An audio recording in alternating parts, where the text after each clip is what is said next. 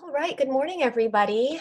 Thank you for the opportunity to share time with you on this Saturday. Yeah, I would actually love to know how the kind of momentum around Strike University is going. It's a really awesome idea, and I'm honored to be included in the content. How many other classes have been happening? There's been quite a few. We've had I think 3 or 4 a day, but like one main teach-in per day. And so you're the main teach-in today. And yeah, we've had yesterday were 2 main teach-ins and there were 30 something people in each one.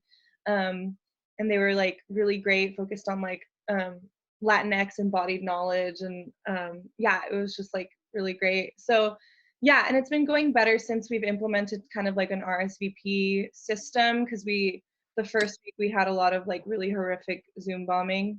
Yeah, and so we're trying to combat that, and we did have one on Wednesday as well, but trying to work around that. But yeah, we're growing and it's great. And thank you for being here. Yeah, well, and thank you for all the protocols to keep the space as safe as we can. As folks are joining, maybe we could do a bit of a quick round of intros. I'll introduce myself in more detail in a minute, but I would love to know kind of who's in the virtual room with us here. So if you could say your name, your preferred gender pronoun, and just one reason why you picked this session or a thing that you're curious about. And of course, if you are a designer or an artist, we're gonna be talking about art and social justice and design for social change today. So if you're either interested in building those skills or have already been practicing those skills, I'd love to know, so I can get a sense of the different skills that are already in the room. So would anybody like to start? And then you could pass it to someone else. I'll put it in the chat here too. So name, I can pronouns. start. I'm Lila from UCSB. I use she, her pronouns. And I've been doing social media for the union for a while and somewhat for COLA stuff, but the thing I'm really trying to figure out how to do is to make especially data and statistics and that kind of thing visually appealing in a way that's also clear where they came from, that kind of thing. And yeah, I have very basic Photoshop skills. Awesome. Leila, you want to pass it to someone? Yeah, sure. Adri R. Sorry, I'm probably mispronouncing that. Hello, my name is Adri. You did pronounce that correctly.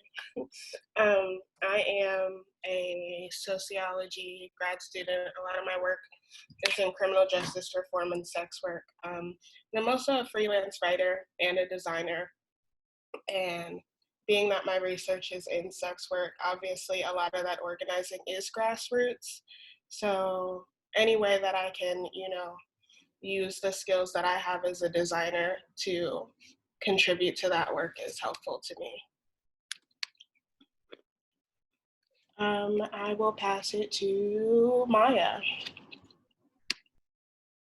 Yeah, I'm Maya. I use she, her pronouns, and yeah, I was really excited. I've worked a little bit with Sabiha and Asada, and I also do visual art more for myself, but I'm interested in hearing how I can try to use that art form in a broader and kind of more radical context. Let's see, Nicole? Hi there, my name's Nicole. I am a first-year undergraduate student at UCSC, and I am studying legal studies and linguistics. I also have done quite a bit of visual art in my lifetime, mostly again for personal reasons, but I'm interested in learning graphic design and other things for social justice oriented work.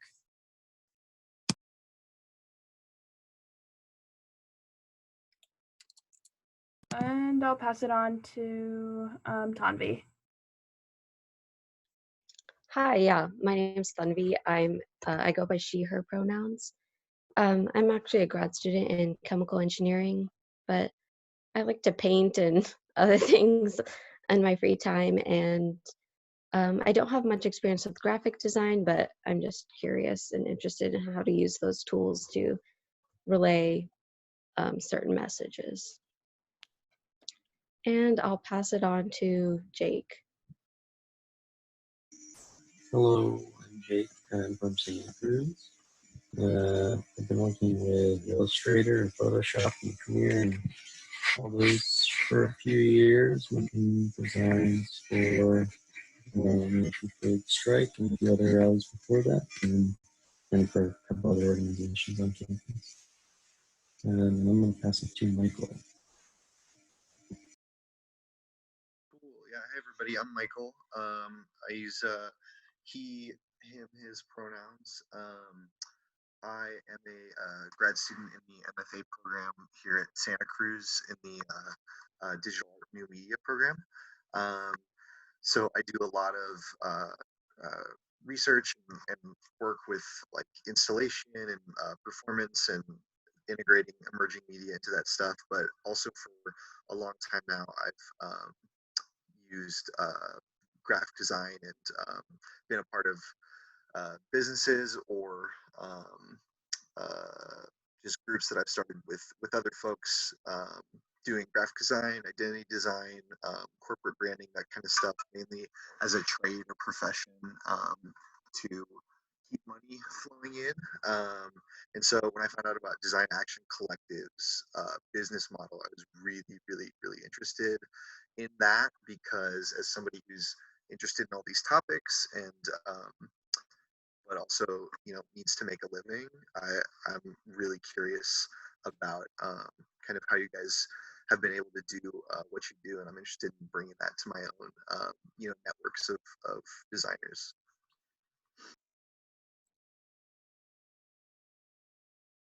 Awesome. And so for folks who had just joined, we're just doing quick intros, your name, your pronoun, preferred pronoun, and this is what brought you here today. If you have specific skills or practice around design or art as well, or just what you're curious about. Michael, you want to pass it to someone?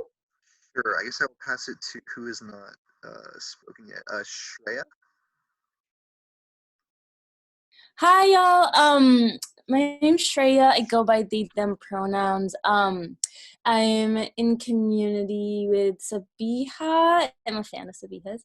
And I make posters and also kind of do a like deep dive into infographics and just as a way to make information more accessible.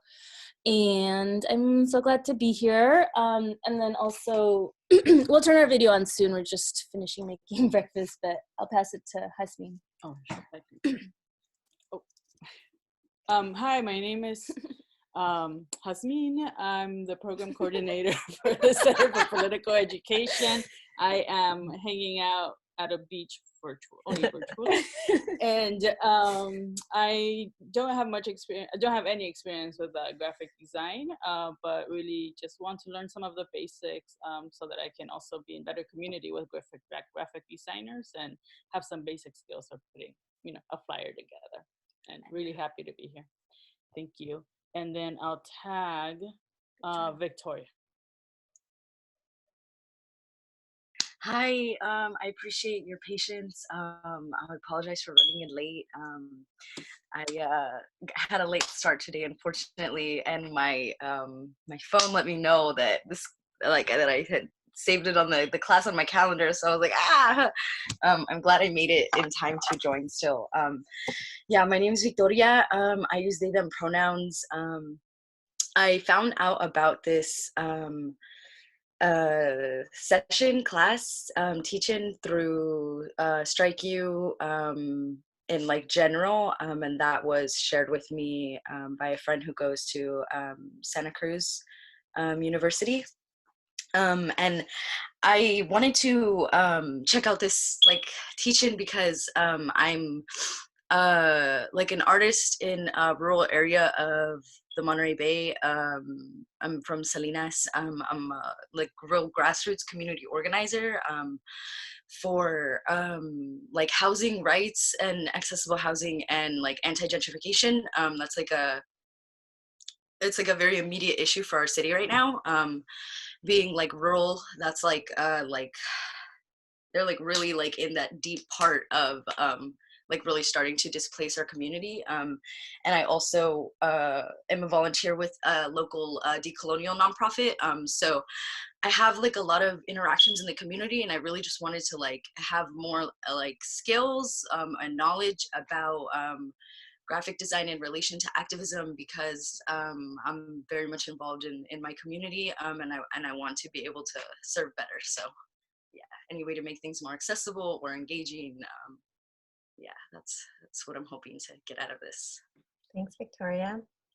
For anybody who's just joined, we're just doing quick intros with your name, your preferred gender pronoun, and what brought you here today. Victoria, you want to pass it to someone? Oh, I'm not sure who hasn't gone yet. Gone since I came in. Nicole? Yeah, I can go again. Oh, sorry, did you go? I'm like, all the squares are moving around on me. Yeah, I'll just... hasn't gone. Oh, Asha, thank you. And, my name is Asha. I use she, her pronouns. I'm an MFA at the University of Minnesota for creative writing. I have no background in visual art.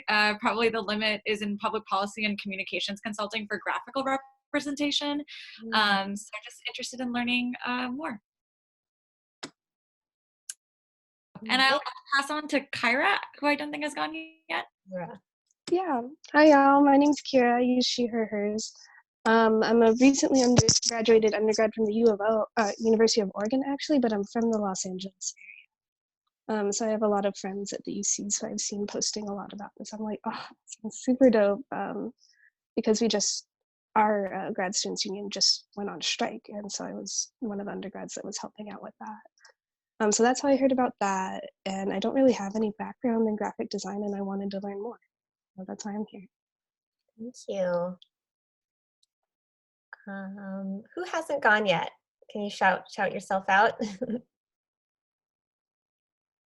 Hello, I'm Amberine, and my pronouns are she and her, and I have very limited experience in graphic design, but I want to learn more so I can contribute to UCI for Cola's awesome committee for graphic design and memes and all. Thank you. Did we get everyone? We can go. I'm Chloe. I use she, her, hers pronouns, and yeah, I'm here because I really don't do visual art, and so I think that this could be a cool thing to try, and I need to more and more since I'm involved with like Strike You. And then Serena over here. Hi. Yeah, I'm Serena. Her pronouns. I do a lot of visual art. I'm a chemistry grad student, but I've been working with Cola and Strike You, and I'm just interested in learning more about what you do and how to apply that more broadly in general for advocacy. I'm excited to hear. Wonderful. Well, I am so excited to be sharing space with you all this morning. So my name is Sabiha. I use she and her pronouns, and I am a member of Design Action Collective in Oakland, California. We are a worker-owned cooperative dedicated to serving social justice movements with graphic design, visual communication, identity, campaign strategy, web design, and development. And I'm also one of the co-coordinators of the Alliance of South Asians Taking Action, which is an immigrant rights organization based here in the Bay as well. And over the last couple of years, I've joined the Center for Political Education Advisory Board, which is how I know Hasmin. And it's been just a real pleasure getting to dig into the role of education in our movements and the way that this kind of skills building is so foundational to our sustainability and longevity in the lifelong work of resistance.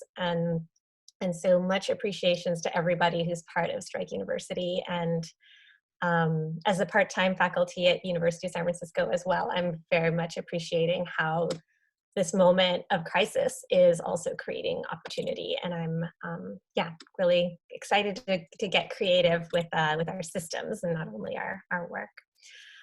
So I'm going to take probably about, so Chloe, we have till noon, is that correct? 11:30? Okay, great. So I'm going to take the next like 20 minutes or so to just go through a slide presentation that breaks down my approach to kind of my history in this work, my approach to this work, some case studies of other artists that inspire me, and who I kind of feel like, you know, we're in an ecosystem of social change art making with. And then I'll open it up for some, you know, specific questions for me. But then I'd love to. Are we, Chloe? Are we able to break out into small groups, like into rooms? Okay, cool. I don't have the room breakout function on mine, but maybe you can help me with that. We'll just like do a random breakout into small groups to surface some more questions about things that struck you, and then we'll come back together and share out, and I'll make sure that everyone has my contact information so you can follow up with me about any specific questions or things that you want access to. I'll welcome any questions in the chat while I'm speaking as well, but I'm going to just kind of go through the slide presentation and then break. And then, so put your questions in the chat if you want, or just hold them in, you know, till I pause for questions, and we'll go through together. Okay, I'm going to share.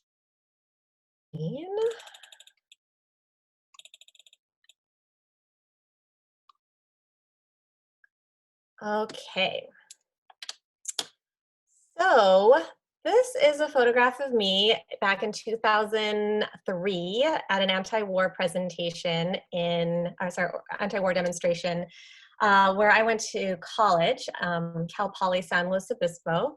And I really kind of came of age in finding my political voice as a young activist when 9/11 happened. And I had to claim my Muslim identity as a political act, really, for the first time ever. But so much of my life I'd been kind of keeping that really under wraps because I was trained to keep that part of my identity secret ever since the first Gulf War and the kind of Islamophobic backlash that was happening to our communities.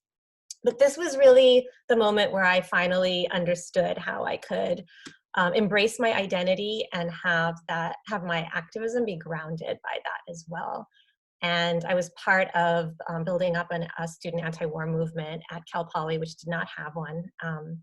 And I was also a graphic design major, so I poured all of that energy into my class projects as well. And one series I did as a young art student was before 9/11 happened. I was actually involved in a campaign to end the sanctions against Iraq, and I had been researching the impact of the U.S.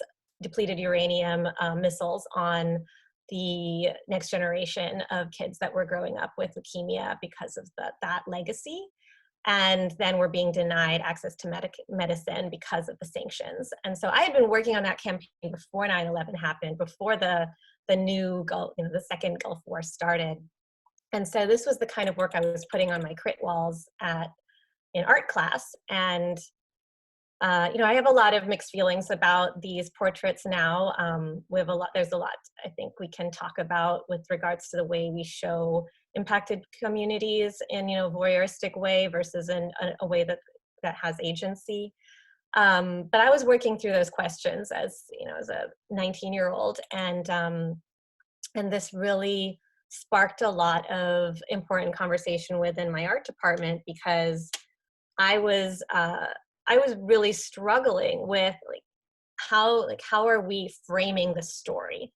The dominant narrative was that the Iraqi people weren't people that deserved human rights, that deserved to be considered real people. They were just the enemy, or they were just in the way, and there was an American agenda that took precedent.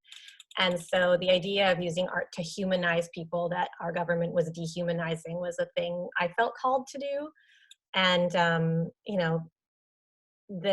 I have a kind of different sense of like what is most strategic now, but in that moment, in the environment I was in, this is what was useful.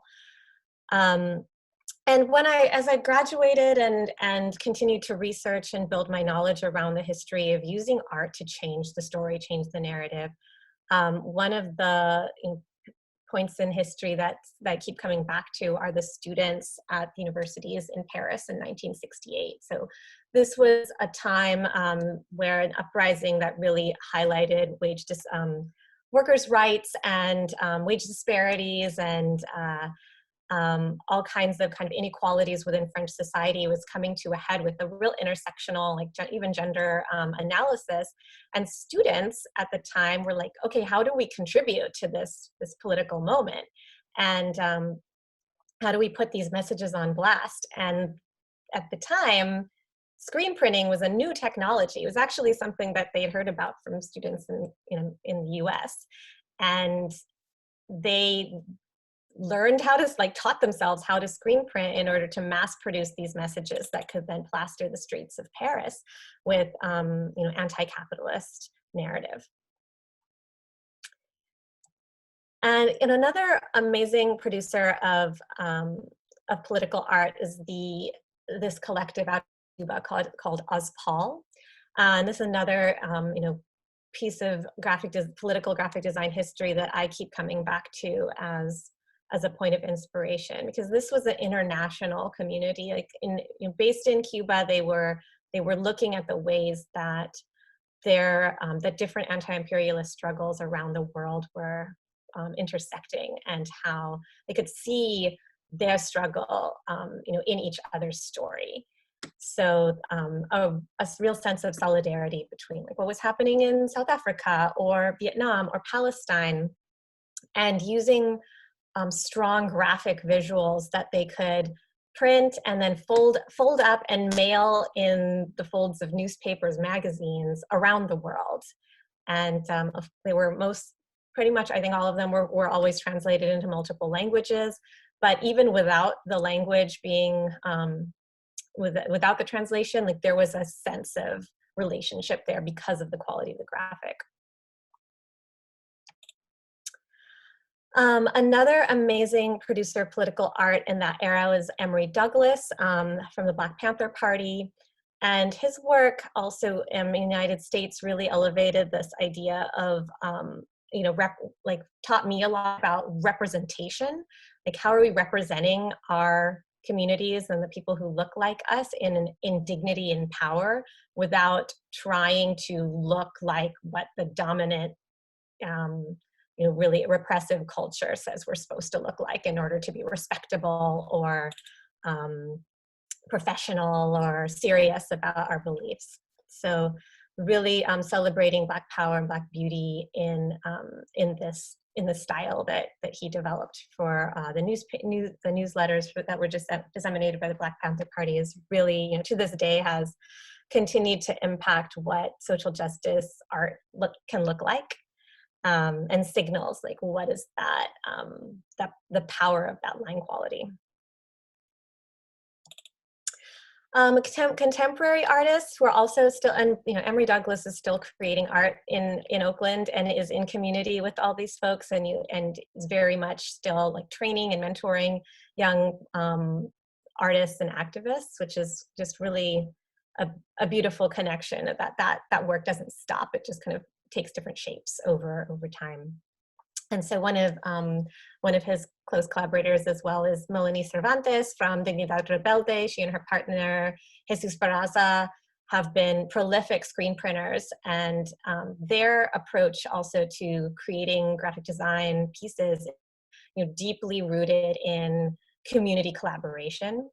And again, using the tool of the screen print it has this practical purpose. They can actually bring their screen print setup to the street demonstration and be printing in the streets as the demo is happening. And it just creates the saturation of color and art within kind of a already heightened environment. Another favorite friend in the community is Fabiana Rodriguez, who whose work has also been very personal. Like she brings so much of her own personal story into these kind of strong illustrations that are often created, sometimes created digitally, sometimes created on ink on paper and then scanned in and completed digitally. So she taught me a lot about the kind of bridge between the tools of ink on paper and block print and using Adobe Photoshop Illustrator to complete these graphic pieces that could then be digitally printed or digitally distributed. And then one last thing I wanted to share is an artist named Micah Hunt, who is also, these are all these folks who I've been talking about are all local to Oakland. And Micah has been an activist and deeply connected to community work in solidarity with Black Power, with Indigenous land rights, and has also been really championing working at the intersection of like trans justice and prison abolition. But also coming from a personal place as an artist, like feels called to produce something in the moment. And during the lead up to, like before Trump's election, there was so much, the level of heightened xenophobia that was becoming so present in the election cycle with the crisis in Syria as well. Micah created these posters that just said refugees are welcome here, that a lot of businesses and individuals posted in their home windows, and created an opportunity to tell a different story and like give us, fellow community members some agency to express that. So Design Action Story starts with Inkworks Press. And Inkworks was a print shop that was founded in the 1970s.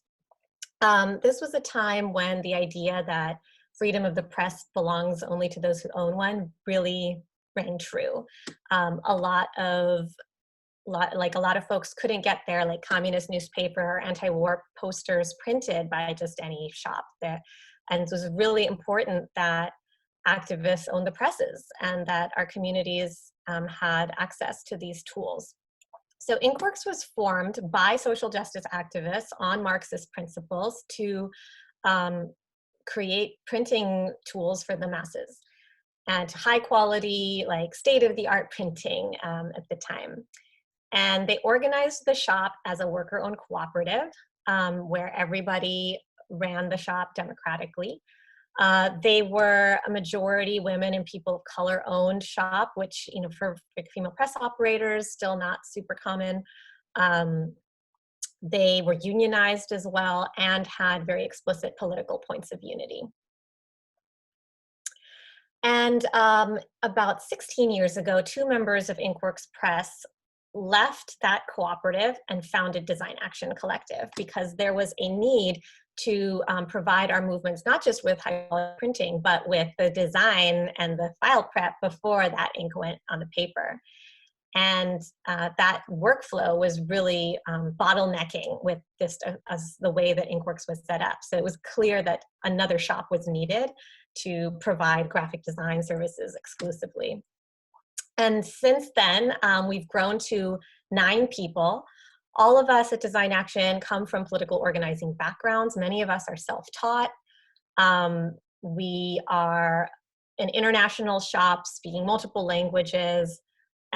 We are majority non-cis men, and we are trying to model the shared political values we have in the way that we work with one another.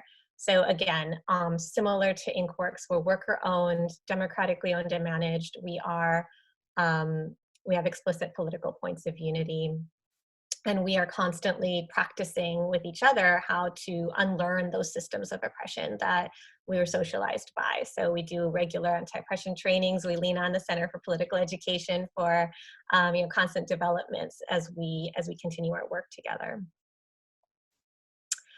And when I think of myself as a designer, I also think about what we're up against. We live in a world where Wells Fargo and Chevron pretend that they are the champions of working class people of color in this country, which we know is not true. When our stories and our struggles are hijacked and sold back to us in the form of major label clothing and music. Anybody recognize this?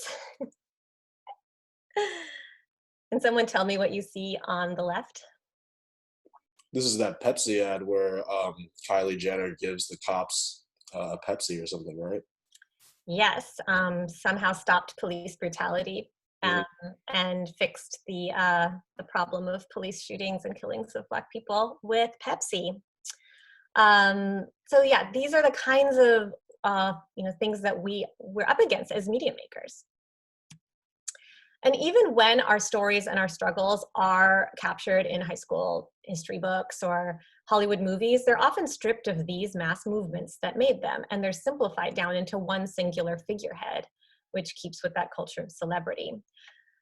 So these are the kinds of things that I think about when I approach work and think about my own role and my responsibility as an artist, as a media maker in our movements. Does anybody recognize this poster? Yeah. Yeah? Anybody a Star Wars fan here? I am. Mm-hmm. So this was a poster that was produced during the first Women's March. So that was the really big one right after, the day after Trump's inauguration. There was this new generation of politicized, activated people who had flooded the streets and were maybe didn't identify as activists before, but felt called in that moment to really turn up, and especially young women, and taking this inspiration to resist. And one of the posters that was most common in the streets that day was this Princess Leia reference. And it was also, when you think about popular culture and the kind of the zeitgeist that we're part of, this was a unique moment because Rogue One had just premiered, which was the most political of all of the Star Wars movies that celebrated resistance. Carrie Fisher, who played Princess Leia, had just died, and Trump had just gotten elected. So it was such a perfect moment to use that cultural reference. And it was clearly very popular. Like, people made their own versions of it. People dressed up as Princess Leia. There was this excitement about like the kind of feminist icon that she represented. The problem is that Princess Leia didn't say this.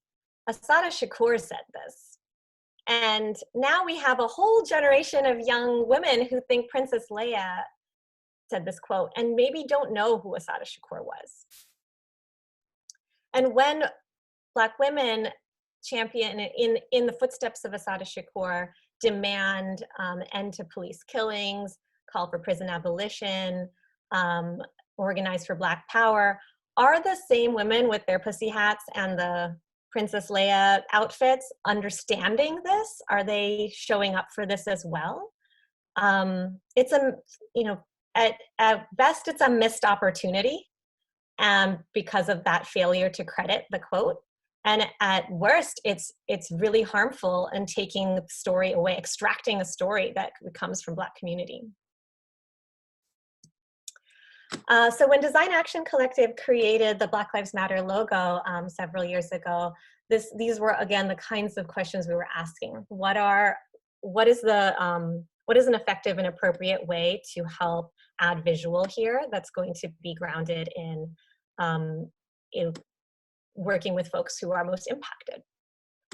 In this case, Patrice, Opal, and Alicia, who are the three women that founded #BlackLivesMatter, were friends of Design Action members for many years. We'd all worked together in various capacities over the years. And again, like having a shop that is deeply rooted in activist community work inside and outside of our office, not just a graphic designer for hire, was what allowed us to be really responsive, and having had that trust built over the years gave Alicia, Opal, and Patrice the trust in us to like make something that would be useful, that would not be taking the story in the wrong direction, that would understand what they needed in that moment.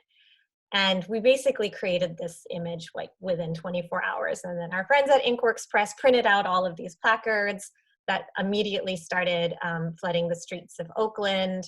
And it was a free digital download that folks were changing their profile pic and making the rounds on social media. This was a photograph that was taken from a protest outside the BART Board of Supervisors after there were charges that were pressed against activists who did a direct action with the BART system. So Design Action's role was to create a logo for this hashtag campaign that would give a unified visual so that we could see this was all part of the same movement. But in a very leaderful movement, that image evolved. And Shreya, is this your work? Is Shreya still here?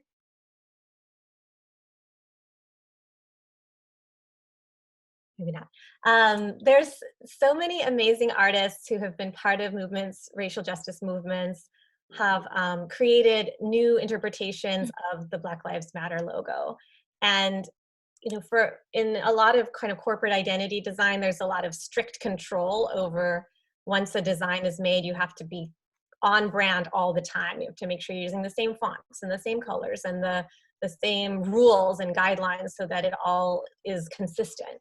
But in grassroots activism, that's not important. What's important is that the message continues to be reinforced. And you know, other chapters of Black Lives Matter, self-organized, you know, formations around the country are doing their work that's relevant to their local spaces.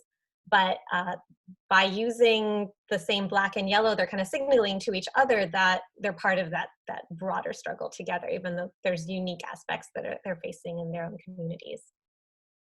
And years later, this is the final iteration of the logo that actually, once the national movement kind of coalesced some more and another designer actually finished recreating this logo, Design Action built the website. So it kind of came full circle for us. And it was fun to see how the quote unquote brand of BLM really evolved, shifted, and then kind of came back, but still was grounded in that black and yellow. So for me as a designer, it's just a fascinating case study. Here's another example of how you know, activists have continued to take that another direction. So this is actually created by Micah Bazant. And for those of us who are Asian and South Asian folks, our participation in this work can look a lot like, you know, how are we implicated in white supremacy? In what ways does the model minority narrative and understanding how the model minority narrative has benefited us and how that is rooted in white supremacy. Another case study I wanted to share was a rapid response graphic that Design Action created right on the eve of the first Muslim ban. So we knew that there was going to be an executive order that was going to be banning Muslims from this country in some shape or form, but we didn't know exactly what it was going to look like. Trump had made these campaign promises about shutting down all Muslims entering the country. We could have anticipate some ways that he could do that, and we didn't know exactly how it was going to look. So for weeks, immigrant rights and human rights, civil rights organizers were checking in with each other about what we thought that executive order would be, but also what message we needed to make sure was centered, whatever came down. And I was at a press conference in San Francisco on behalf of Alliance of South Asians Taking Action, and I was hearing from folks who were doing immigrant rights work within the Latinx communities and queer communities. We're talking about how there's this relationship between the idea of a Muslim ban and the militarization of the southern border, and that we would not let those two stories be separated, that anybody who is opposed to a Muslim ban must also understand opposition to the building of a wall at the southern border, and anybody who was against that wall was also against this idea of banning people based on their faith, and that there was this joint intention to lift up sanctuary for all messaging. So that was coming out in the press conference, and I was literally like texting with my coworkers back at the Design Action office about what that story was. And when I came back, folks created this image really fast. We printed it overnight, and we took it to the airport the next day at San Francisco and shut down the section of the international terminal. And this was so important because of that strategic thinking that was happening throughout these broad coalitions, and because we had the tools available to create this poster and print it and bring it in person, all the photographs that were taken and put in the newspaper had this image in it. And so it was impossible for any news coverage to separate the idea of the ban from the wall. And it was impossible for any news coverage to avoid talking about sanctuary as the core thing we were there to lift up. And we made this image free for download. Folks printed it out, and it was at JFK as well. It was at other airports and other actions for the next few days. And this was, like, we held that section of the airport for like over 2 days, like around the clock. There were shifts, right? And people came the next day with their own versions of that poster. And you can see they even kind of copied the shape of the letters. And part of our role as designers too is to think about ways to make these visuals accessible. So you can print it out yourself, great. If you can copy it and draw it yourself, great. It helps model like what it is important to have nice thick letters that are easy to photograph on camera so you can read it. These are all part of our role as trying to teach tools in the moment. And the art itself has created, as we keep riffing off of it for other moments to remind each other that struggle is continuing. Another thing that Design Action focuses on is creating art for direct action that is integrated into the kind of community organizing and education leading up to that direct action. So how do we integrate art making into our base building work? How do we teach each other how to paint banners, how to identify the message, how to make it clear, how to teach each other what the politics and framing is behind those messages. So we often we partner with formations like Third World Resistance to bring respective memberships together and learn about each other's stories and struggles and analysis, and kind of come up together with a political frame that everybody understands, so that when we're in the streets together, we see each other and we know why we're all there together.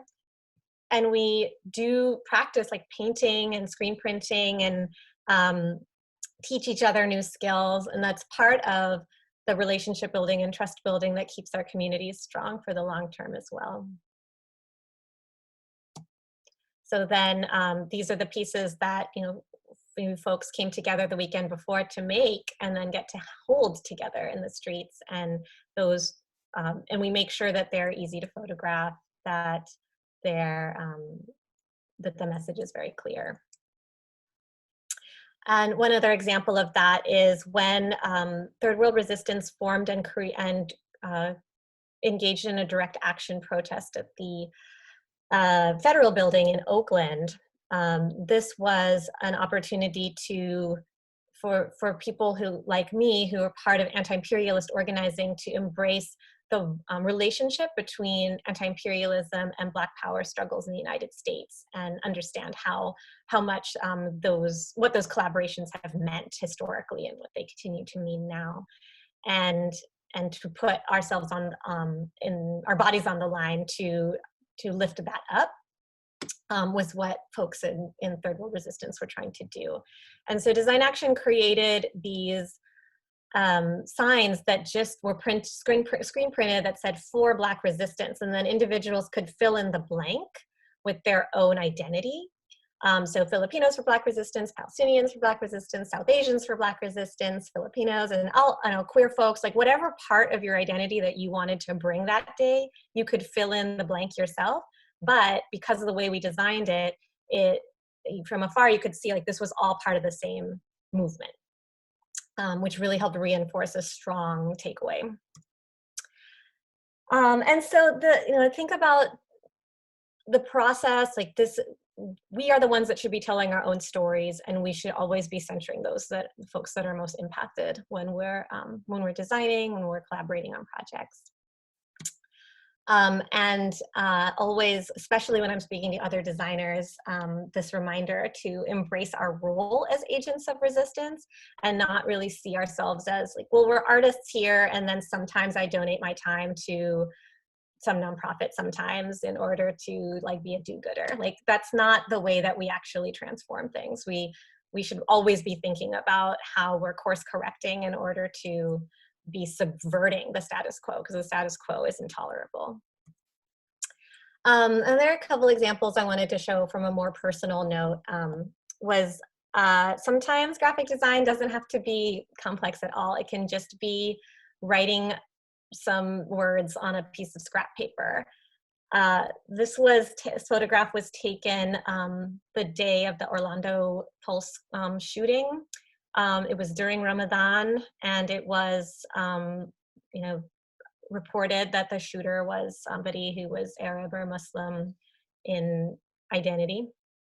And I was grieving pretty hard for in that moment, and also recognizing that I would have to switch from grieving to self-defense because of the anti-Muslim backlash that I was afraid of. But it was also an opportunity for me to push other Muslims in my mosque and community who I'd been spending time with during Ramadan to like stand up. Like this is our folks too. We're not going to let anybody tell us that you can't be Muslim and queer, or that somehow being queer is anti-Muslim. And I felt like that was my responsibility as a Muslim person, as someone who does not identify as queer myself, to be organizing those who maybe did need to unlearn those prejudices and really help shift the narrative there. And this image, I would have combed my hair if I knew this image was going to be circulated so broadly, but it clearly was, it struck a chord with a lot of people, and it was a reminder when I saw how broadly it was shared that that if we just take a moment to really think about what we're trying to say and organize our thoughts well and write something down in a clear way, that is design. Like that is creative problem solving in order to put out a message in the most strategic way we can. These are other examples of ways to lift up identity. There's podcasts like Good Muslim, Bad Muslim, Muslim Valentine's Day cards. These are examples of really understanding what the dominant narrative is and looking for points of intervention to flip that. And yeah, finally, reminding ourselves that we should take time. This is a photograph from after the Christchurch shooting, to consider who our audience is in that moment. So sometimes it makes sense to come with really aggressive language. Sometimes it makes sense to come with more self-reflective language. So to really think as organizers and activists and artists, what is appropriate for the moment. In this case, this poster was made by folks at Jewish Voices for Peace after the Christchurch shooting. There was a vigil in Oakland, and it's very simple. Like it's just text, but it says what it needs to say. It doesn't address a lot of the different issues that were kind of in people's minds or in the news in the wake of that shooting. Things like gun violence, all of these different aspects of the story, but they came with a very clear purpose to show some love. And that's what, you know, as a Muslim person in that moment, that's what I felt like. I felt it, and that poster was really useful. Posters are one thing. Social media graphics are also always pretty useful, and we just need to be aware of how we're building them and how we're sharing them. So one of the projects that ASATA members worked on was research on Black solidarity, a history of solidarity between Black power and South Asian activism. A lot of us were dealing with challenges around how to talk to our aunties and uncles and cousins about Black Lives Matter movements. And having this content was really important because it helped us remind our diaspora that this kind of solidarity work was not new. These, you know, for generations, our ancestors had been working together and drew those connections themselves. And so we must continue to do so. And lastly, a collaboration that Alliance of South Asians Taking Action did with Micah Bazant was this poster that looks similar to the Refugees Are Welcome Here one that I showed earlier. And it was probably like late in the campaign of Trump's campaign before his election, that there was this heightened anti-Muslim rhetoric that was also being championed by alt-right folks who were like coming to Berkeley and starting fights and trying to just be very difficult. I'm sure many of you remember, you know, people like Milo your campus Republicans inviting these characters to come and spout their hate speech in your campuses, and you know, Berkeley was no exception. So we did a campaign to really plaster the streets with these posters, not specifically to kind of show the opposition, but to just remind each other that we have each other's back, we're looking out for each other. And I can't tell you what a difference it made during those really particularly scary months when I was afraid to walk down the street. I don't even wear hijab. Like, I was really scared. And seeing these posters around just like let me breathe a little bit easier. It didn't make the problem go away, but it had a visible, visceral impact. So again, I show you all these case studies to just give you examples of how and where art can be an effective intervention, and also give you a sense of like the collaborative processes that make them more successful. So that I will stop sharing my screen.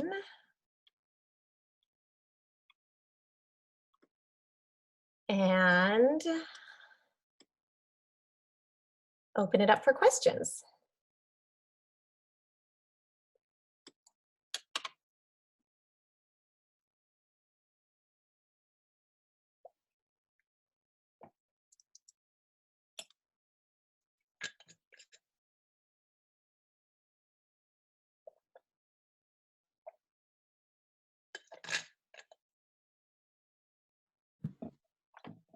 Thank you so much. That was amazing. I'm wondering how you take like accessibility into account and how you account for like people with dyslexia or color blindness, or different visual abilities. Yeah, thank you for that. So when it comes to art that's going to be seen from afar, a lot of the same rules apply, like making it high contrast, using few words so that there's a clear hierarchy of information and things aren't getting jumbled or misread in the wrong order. Those are just good practices in general, and like holding ourselves to that standard is important, because legibility is just going to be making our work more effective. There's other accessibility questions that come up with digital distribution of pieces, especially when we're building anything that's going to be interactive. So tools that folks who are vision impaired would have, like e-readers and things that would, software that supports that, making sure that imagery is tagged and text is included. So there's like, we do have some like baseline protocols for that. I'm really grateful to the disability justice movement's leadership, especially right now as we're shifting so much of our communication to be, or all of our communication is remote and digital in this moment. And so the best practices that they've been really championing for a long time, like I'm heavily dependent on, and those were things that I remember like 10 years ago was like, oh, that's maybe something that I should be thinking about, to now, like, I can't imagine not thinking about that. And yeah, so those are a lot of the things that come up in when we're depending on the medium and what we're building. It also depends on the organization we're working for. So Design Action almost always does these work in collaboration with an organization who dictates the priorities for what needs to be included. So some organizations will prioritize, like, well, we can't afford to print something that's more than 2 pages, so we need to fit this in, but then we'll make sure that we have another way to do outreach to like different channels for outreach, and they'll have thought through their plans for that. So we'll follow the lead on that. And if we're faced with something where like we think an organization's actually making the wrong call here, we'll pause and have a conversation about it.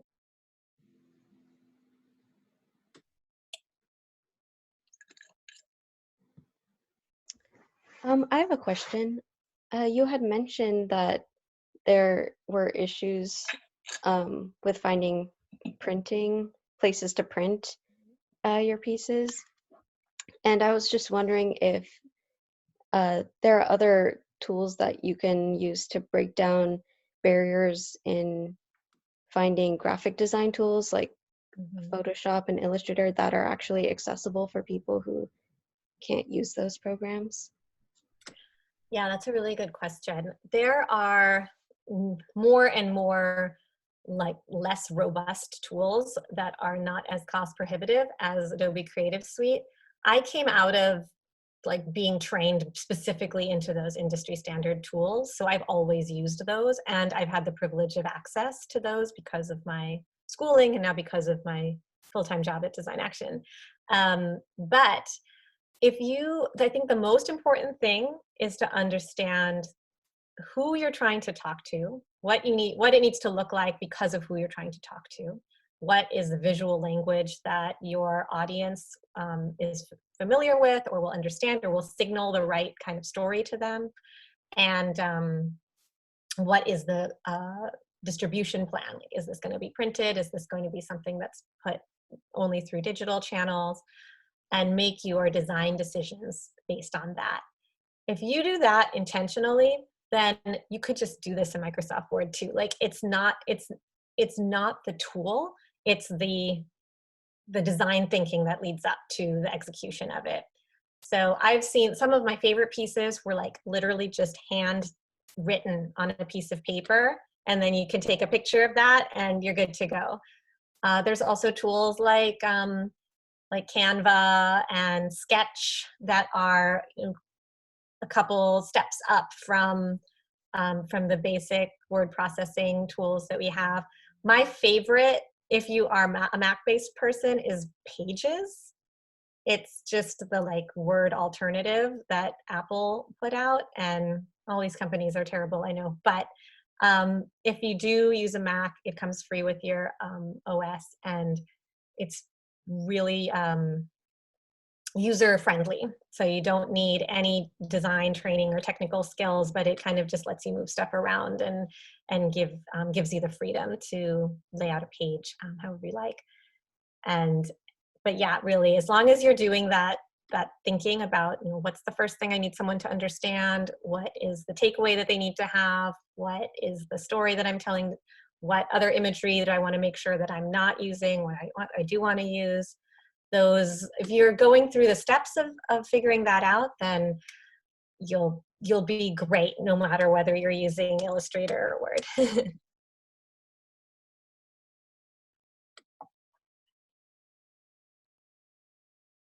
Hi, Sabiha. Thank you so much for this this training. My question is maybe more around some organizational tactics like to the shop itself. It's really helpful to see that history and kind of understand Inkworks and like just kind of the lineage in that. And I guess what I'm wondering is sort of it seems, just as I'm like thinking about it, it seems impossible to like to somehow be able to have an organization that has enough income to be able to be a fully unionized shop and to be able to engage in this kind of work without getting clients that are in fintech, for example, which is like just something that's been on my mind. So I'm wondering how you guys negotiate that together, and where you guys are finding just the workflow and resources to keep yourselves in business, like materially, and to keep doing the work that you're doing. Thank you so much for asking that. I love getting into this question because it is, no matter what our creative leanings, like we all live under capitalism and have to figure out how to survive. So and especially for those of you who are like students who are going to be graduating, or maybe you're going to make careers in academia, maybe you make careers outside of academia, these are the questions that are come up for you as well. Is like, how do you earn a living that's true to your values? And so many of our systems are designed like to promote the opposite of what our values are. And so Design Action is structured as a worker-owned cooperative. We're incorporated as a California co-op. Not every state in the country allows a small business to incorporate as a cooperative, but California and a few others are states that actually have tax law that allow that, and or designed for that. And so that means that anytime Design Action hires on another person, they have to be on track to become a co-owner. We can't have just like employees where there's a boss and a management and employees. So as long as Design Action exists, we have a co-ownership model. So that at least means that we own our own labor, and we have agency and democratic decision-making process to run this business together. So when those questions come up about which clients to take on, how much do we pay ourselves, how much can we charge, where's our office, all of those are democratic decisions. I don't have somebody else, even right now where a lot of folks are getting laid off or a lot of folks are getting fired. It's like, I'm not wondering, is my boss gonna lay me off? Like, I know that I'm in a cooperative that will figure out together, okay, maybe we might have to hold partial paychecks for a little while, or maybe those of us who have some more financial stability can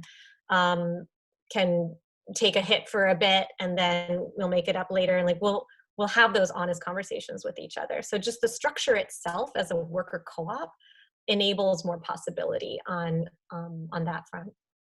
And then just straight up business model wise, Design Action does sliding scale. So we are a service for hire. Like, we do graphic design. People hire us to make their annual report, their website, their logo. And our client base is almost 100% nonprofit organizations, but we do have other small businesses, individual artists, other like, foundations and other kind of formations that will hire us. And depending on their budgets and like operating budgets, we scale it up or down. Like, we'll do anything from like $150 an hour to $0 an hour. And when Amnesty International hires us, they're at the top of that scale. And they know that they're subsidizing the free work we'll do for like BLM or something. So this is a really important part of also helping the networks of nonprofit work, NGO work, so grassroots social justice work, be in community with us and be developing that trust over the years that we know we can deliver what you need. We're going to work out a budget for what meets your goals. For example, every time I talk to my point person at Amnesty, it's a conversation. It's like, well, what are your goals this month? What do you need from us? Is this budget going to work for you? Do you feel like that's the right use of your resources? And it's a conversation, so it's not like just this client vendor where they're trying to squeeze us and we're trying to get more money out of them. Like it's not adversarial. It's very, like, we're on the same team. We all care about, fundamentally the same issues. And I think a lot of organizations come to Design Action specifically because we are deeply networked with this social justice movement, and so that we understand those complexities and that diversity. And that takes time to build. Those relationships take time to build. And so we've chosen to invest in that. We're really grateful to be working with folks who want to invest in us too. And we've had moments when things, financially have been more challenging. We're certainly anticipating that coming up with, the changes that the COVID-19 crisis has exposed. It's very possible that, a potential recession, that grants won't get renewed, and things that we are anticipating working on next year won't get the funding they need, and we won't get those jobs. So we're trying now to try and plan for that so we can continue to pay ourselves. We also check in with each other. We are a diverse team. Some of us have kids, some of us don't. Some of us are supporting other members of our family back home in other countries. Some of us aren't. Some of us have had, class privilege and don't have college debt. Like, there's all of these different things that we all have different challenges personally. So we try and foster an environment where we can be honestly sharing with each other what we need without judgment, in order to make good decisions about how we use the resources that our shop has. And that is the point of tension between taking care of ourselves and wages and healthcare and family leave and paid sick time, and all of those things are there's a tension between that and wanting to make our rates really accessible to grassroots social change organizations. And it's just making sure we're constantly having that conversation that has kept us in business for the last 16, 17 years. And one thing I'll add is back when we first were formed, we had a union contract with Communication Workers of America, which is our union. And that union contract had a bunch of stuff in it that we could not afford to offer ourselves. There was this long list of hard-won benefits that labor organizers had fought for, that we're like, we can't give ourselves paid vacation right now. We just don't have. I was making $15 an hour. There's no budget for this, but we will sign this union contract with a memorandum of understanding that we were working towards all of those. And fast forward, but 10-ish years, almost everything on that list was something we implemented. So I'm really proud of that, because it shows that we planned from a place of abundance and didn't get locked into that scarcity model that capitalism teaches us to do. But we also were honest about where we were at. And so for any of you who may be thinking about starting your own projects, or even just as freelancers, think about the way that you want to be treated by your clients, the way you want to be treated by your collaborators, the standards of quality of life that you want to be building for yourself, and write that down and have that be a reference point, even if you can't do all of those things in this moment. Because then you can also find steps to get from here to there. But if you're only just responding and reacting to the cash in the bank in the moment, then it's much more difficult to imagine things to be different. But I hear you on client cultivation. We've had a few moments at Design Action where we've decided not to work with an organization because of political differences. It's very rare. I'm very grateful that folks pretty much seek us out because they align with their politics and they want to work with an organization that that has our stated political points of unity like ours. And it's very, very rare that we're like, oh, this is actually a conflict of interest. But we've drawn our line where we've drawn it and we've reached consensus around that as a group. And I suggest all of you take some reflection time to decide where your line is of who you'll work for and who you won't and why. And you might change that over time as you develop your own analysis, or you have different priorities or responsibilities in life. But just like check in with yourself about that, and that can just help you make sense of the challenge of like, okay, I do have to make a living and I need to bring in income, and also I have these principles, and have that be kind of a conversation you have with yourself. Okay.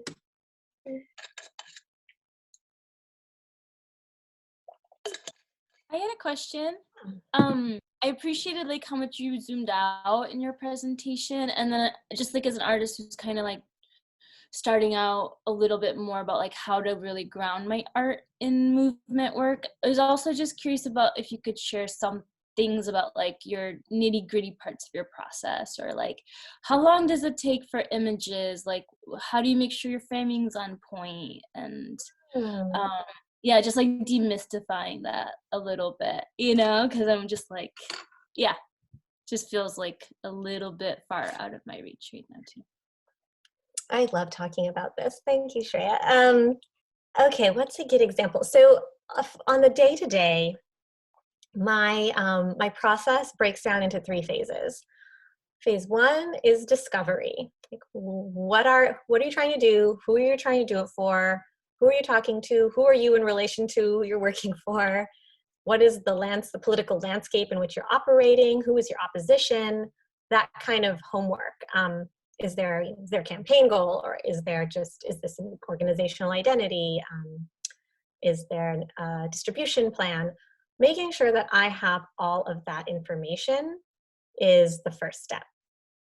The second step is, or phase 2 then, is like generating the kind of concept. So let's say it's a logo. I'm working on a logo for a group that does harm reduction therapy. And so after doing that kind of question, discovery, research, homework, I can then say, all right, here are 3 to 5 design concepts that I believe reach your goals. And this is why. Like, this direction tells this story, emphasizes this aspect of your work. This design direction kind of signals that you are more of like a healthcare provider. Like, there's different design details that that I'm working through, that we can't have one logo that has everything that you do, but these are the different ideas that can help emphasize different aspects of your work. And then we'll put forth a different tone.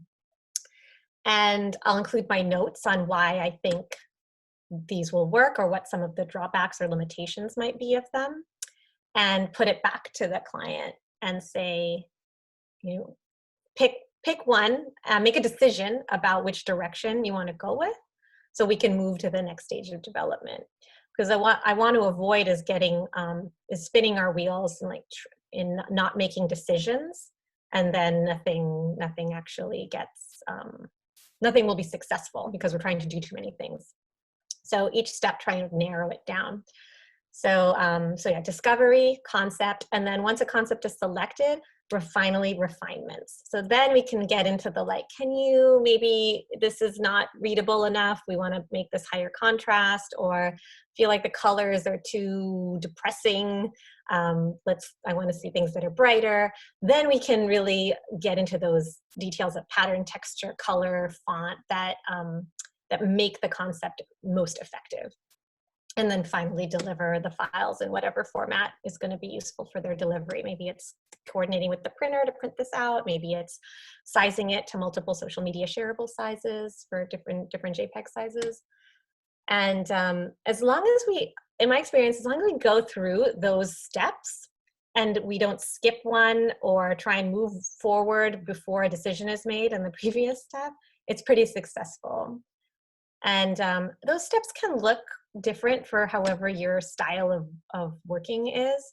For example, the discovery could just be like a phone call and just let's hash it out, let's talk through it. And then maybe phase 2 is like some sketches and some notes. And then phase 3 is like, oh, okay, I'm just going to color that in and we're good to go.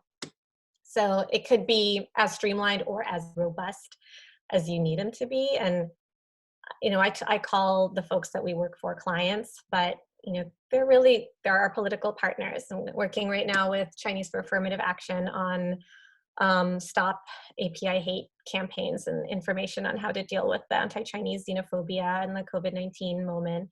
And they're my client at Design Action, but through ASATA, I'm part of the same network. They're actually my fiscal sponsor for Alliance of South Asians Taking Action. So I'm both their audience and their client and their political partner that would approve the art. So like, it's just the more we blur those lines, the better for me.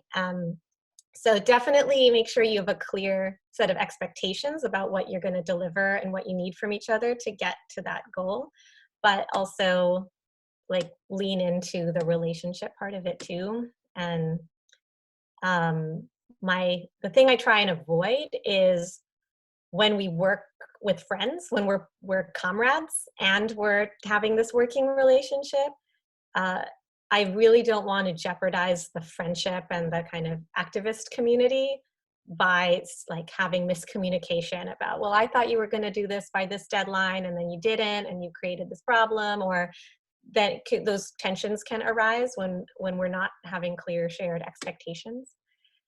And oftentimes folks don't know a lot of folks who aren't artists don't know how much time it takes to make this stuff work. And so just being really honest about what you need as a creative, you know, as a creator in order to deliver what you think they need from the beginning will hopefully set everybody up for a good result. And sometimes it does make sense to press pause. Like if you get to phase 2 and you're like, none of this is working, they don't like anything I made, or the campaign priorities seem to have changed and therefore this art that I made isn't actually most appropriate anymore, just like definitely pause and check in versus trying to power through and get it done, because that can also cause a lot of stress.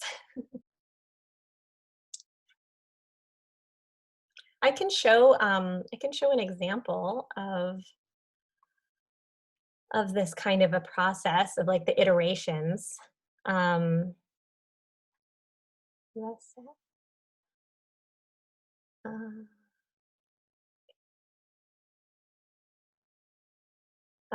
there's an organization that Design Action worked for called Jobs to Move America, which is a labor rights group that they're really wonky. Like they worked on procurement, so they would lobby city councils and like district supervisors to when there was like they're building a bridge or building a new road, to like hire local people and hire people who were union laborers as the workers. And it was really hard to figure out how we were going to make this logo really useful. So the first step was like the concept brainstorms, where like, okay, here's an idea where we use a road and map, or here's like jobs with moving gears, and how would this look if it was in your materials? Here's something that's like a light at the end of the tunnel kind of thing with worker solidarity, or the more human impact of people coming together. And then there was something also like conceptually about building blocks and the kind of physicality of this work, of kind of civil work. So they didn't really like any of those at all. And it took going through that phase to realize that we'd actually missed some piece of the puzzle in the first phase of designs. So we tried again. Can you see these? Okay. So there was some potential with this light at the end of the tunnel concept, but they didn't like the way we had rendered it. So we stripped out color completely, and we said, okay, let's just look at the concept and not get distracted about any other details. So make a decision between the idea of the tunnel, or like building blocks, or like movement upward, physical like bricks, something more literal, or something that was more just kind of about movement, more abstractly, which, you know, kind of also these ideas kind of reminded us of like road signs and stuff like that. So they picked this. So we needed to go through this step to make sure that they had a clear decision. And then we could move on to color. So how is this actually going to play out in your materials? What is the look and feel of all of your stuff going to be? And we experimented with the different colors and font combinations. And that was, so they actually ended up picking this as their final version.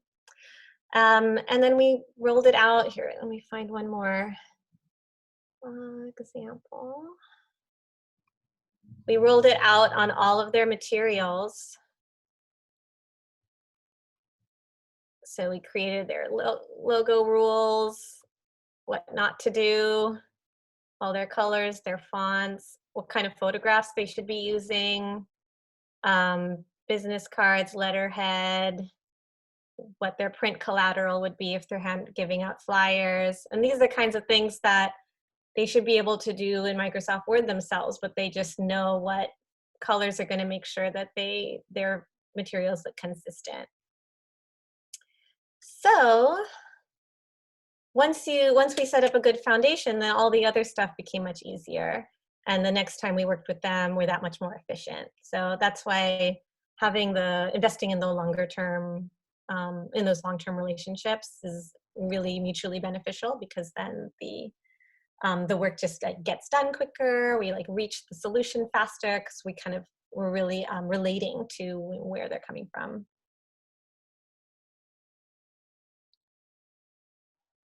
I feel like we're a small enough group right now, so we don't have to break out. But the question I wanted to put to all of you was, like, is there a piece of art or graphic that you've seen that really struck you, that you felt was really like moved you to action, or that you put on your wall? And like, what was it about it that struck you so much? It could be something you saw in my presentation, or just something else that you've had.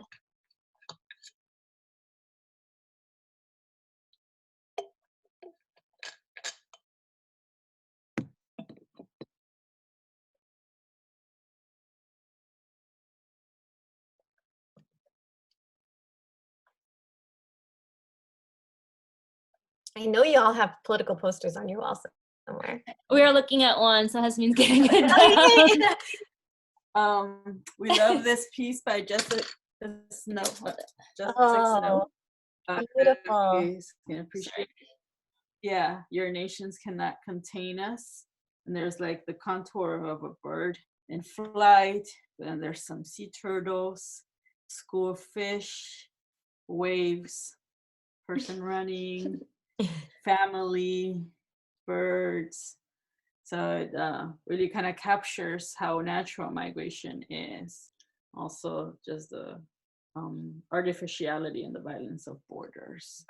Yeah. That the borders can never contain human, and the movement of humans, and that humans are only part of larger ecosystems. Captures so much. Love it. Thank you so much for sharing that. That's a really good example of the artist identifying the dominant narrative as, well, borders always exist. Borders are just part of the way the world is. It's in the air we breathe. We have to just accept borders. But if you reject that and imagine the world without borders, what could it look like? And I think that's one of the struggles I have as an artist, is being able to see outside of what I've been conditioned to accept. And that's such a beautiful example of being able to do that. I have one. This is on my water bottle. It's kind of faded. I don't know if we can see it, Chloe. Oh yeah. It's super faded by now, but it's from a local artist. Her name's Adriana La Artista, and it says, "Respect existence or expect resistance." And this is kind of one that I just love because, first of all, the woman is kind of ethnically ambiguous, and also it's generally just a message that I like to have front and center in every room that I'm in. and it's very clear and just like obvious and powerful, I think. And like, yeah, I just love looking at this and having it in every meeting I'm in. It's just like to all my bosses, and usually men and usually white men, and it's just a good one for me. Yeah. Love it. You guys should follow her too, by the way. Yes. Can you put her in the chat? Yeah. Thanks. Anybody else want to share? I don't know if you guys have heard of the Lenin Wall in Hong Kong, but that's like one of my favorite examples of like something that started out as like something that like an individual or like a group of individuals started this idea, and then like slowly over time it like accumulates and people are like interacting with the piece and adding to it, and it just like keeps on growing and growing. I could show a screenshot of this. Yeah. Oh, no, I can't. Oh. You could put it in the chat, the name, the Lenin, is it the Lenin Wall? Yeah, if you look up Hong Kong Lenin Wall, I can share some screenshots on the chat. Thanks. I just made it so you can share your screen if you want. Oh, cool. Yeah, let me go ahead and do that.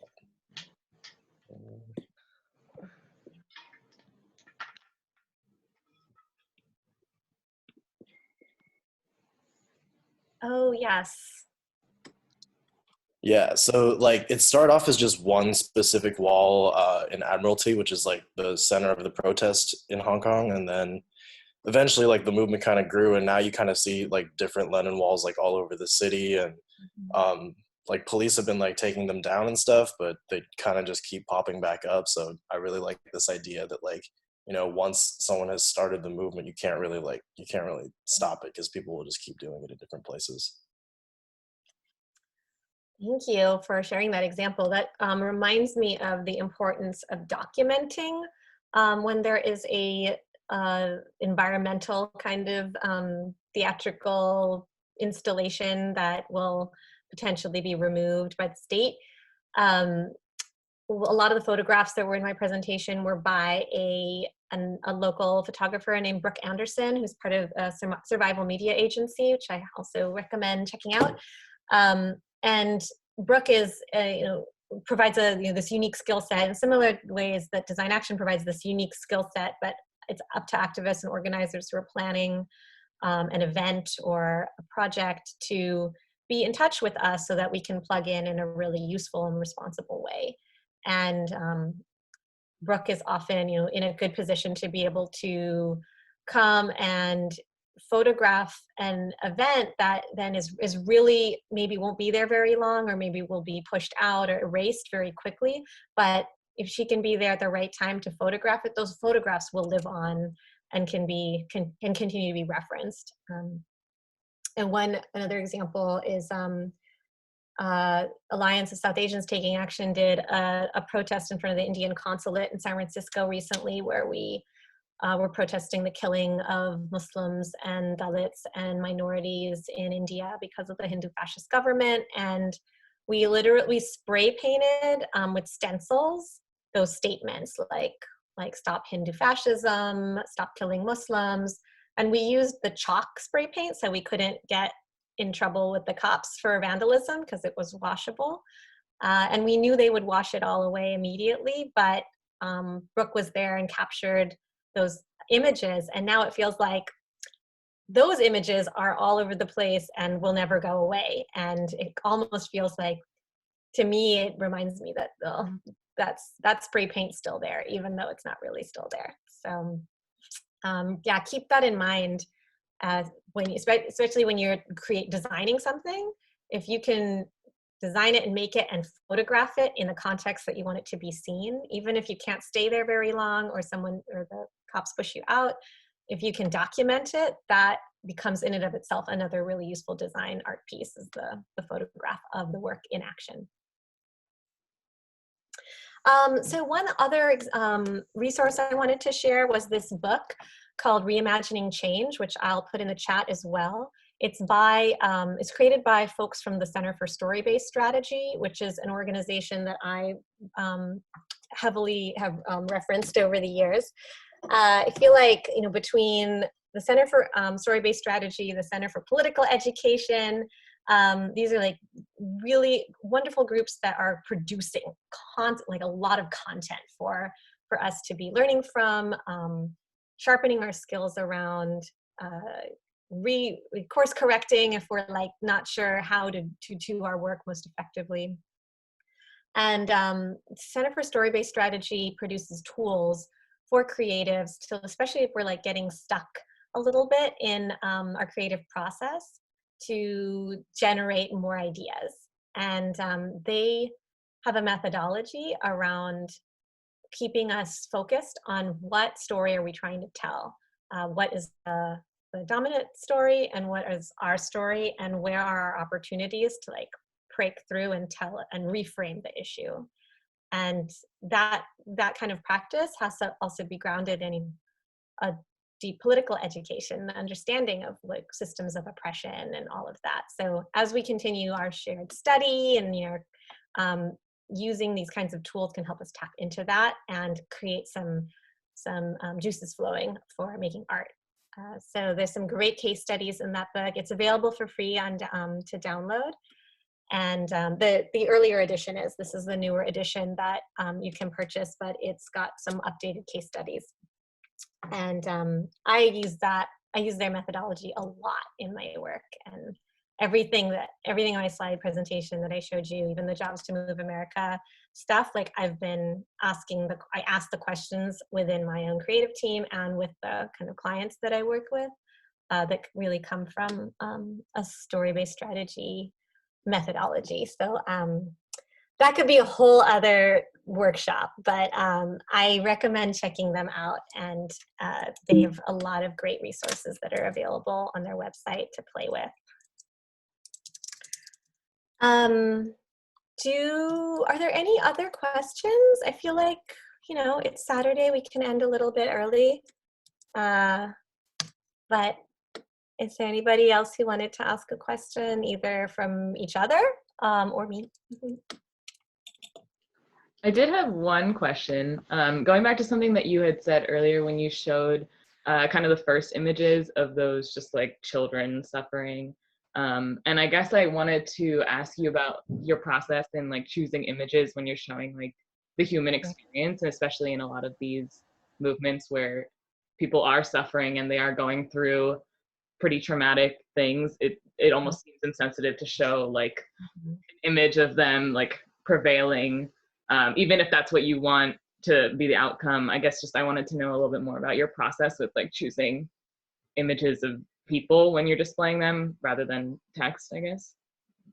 Yeah, thank you. There are a couple different visual tactics we can use when we're trying to uplift our community stories, right? There's like showing the villain, like naming the CEO of which bank that's foreclosing on these properties and like calling him out.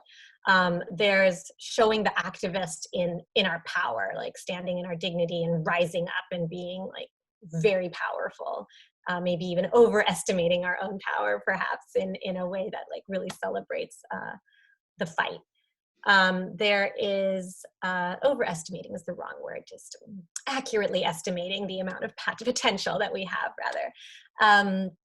And then there's like paying homage to previous art form, like making something digitally that looks like it could have been screen printed, and the legacy of Paul and Paris 68 and all that. Those are all really effective visual tactics depending on who you're talking to and where this is being shown. Another one is showing the victim. And there's a lot of conversation about even using the word victim. Like, should we use like, impacted community instead of that? Because victim really does, takes agency away. And if and when we're showing impacted community or impacted person, are we showing them with agency, or are we showing them as like having no power? And there's some work in Design Actions portfolio and in my own that I will look back on now, and that I have a deeper analysis around that than I did 10 years ago. And now I can see why, like if I had it to do again, maybe I wouldn't I wouldn't advocate for that kind of image, because it's an oversimplification in many cases to say, well, these kids in Iraq are human, therefore we shouldn't bomb them. Like, really? Is that where our argument is? So that, I think, it was the kind of anti-war messaging that I was saturated in back in 2003. And I saw there was a lot of anti-war posters, and even in, from generations ago, there are anti-war posters that like show the people who were living under the US bombs as a way to criticize US bombing of other countries. It's not a new visual tactic. Is it the most effective? Is it the most responsible? Is it the most accountable? I think those are important questions to dig into with whoever you're making the poster with or for.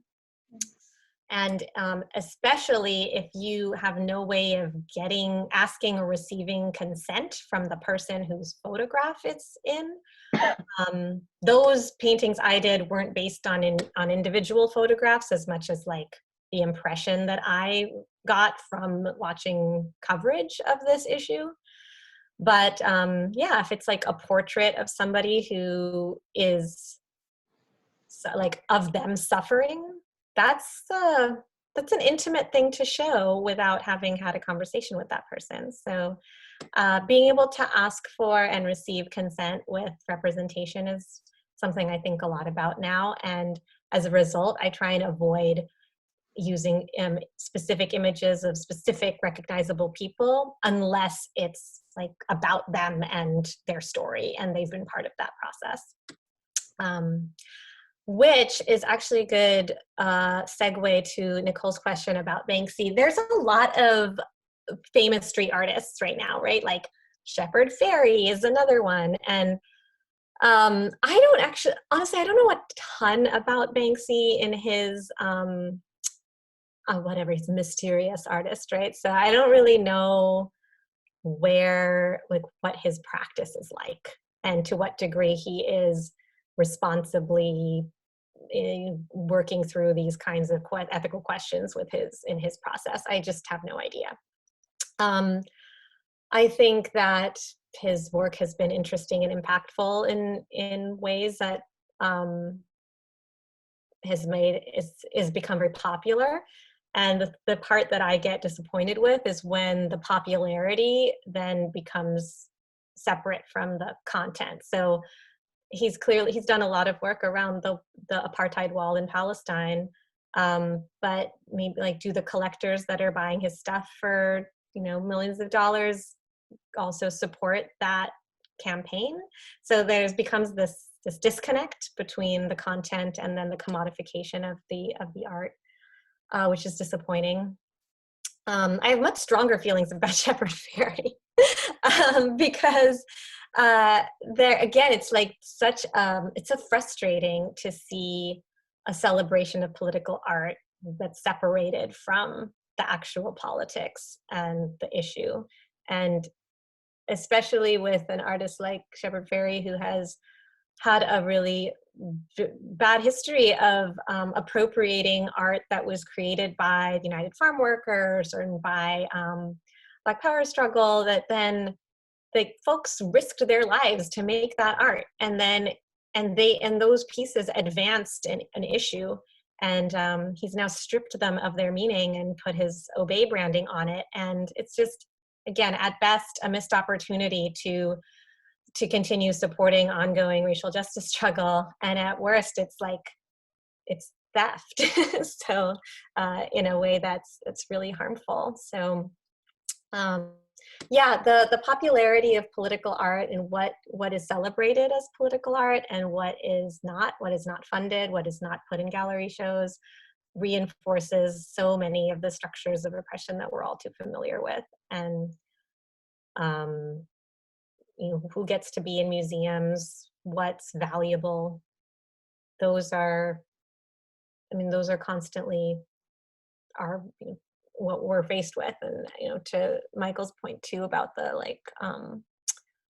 how do we make a living, this is tenuous work to do. Like, when we try and operate outside of those systems, there's not a lot of resources, since we have to be that much more creative to be building some of our own structures to keep ourselves secure and able to continue creating. So I would try and advocate too for like those institutions when there are universities or foundations that are making decisions about distribution of funds, to try and uplift the folks who are often overlooked. And even when, which textbooks are we assigning our students? And there's great articles written by people like Fabiana Rodriguez who then aren't put in books. Like there's a reason why those of us who are on the front lines aren't getting book deals.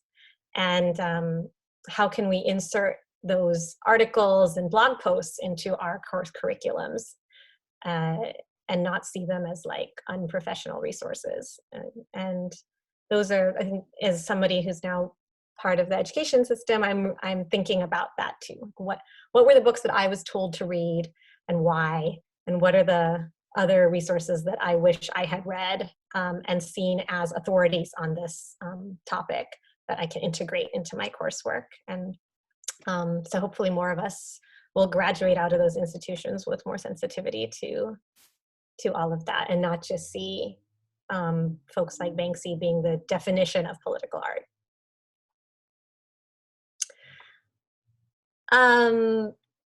Well, it's been a pleasure spending this morning with all of you. I'm going to put my email address into the chat. I hope you'll all keep in touch with me, and especially if you're working on a creative project that you want feedback on, or you are just running into a process question that you want a sounding board for, I'm more than happy to talk about any and all of this. If there's questions that I didn't get to answer, of course, follow up with me. And I suggest checking out Design Action's website too. There's a blog in there and a portfolio page that has more samples and some more case studies, especially like information design, data visualizations, reports, books, the kind of, I showed you some of my favorite like posters, but the work's definitely more broad than that. Chloe, thank you. Chloe and Serena, thank you for this opportunity. And I wish all of you at Strike University the best and in winning these demands. So much, Sabiha. All right, everyone. Thank you so much. Thanks, Sabiha. Thanks, you all. Bye. Thank you. Thank you. Bye.